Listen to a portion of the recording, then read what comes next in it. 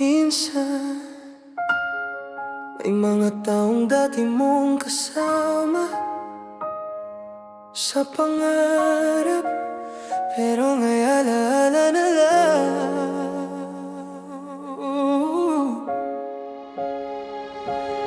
Dati tayo ang laging magkasama sa bawat tawanan at saya.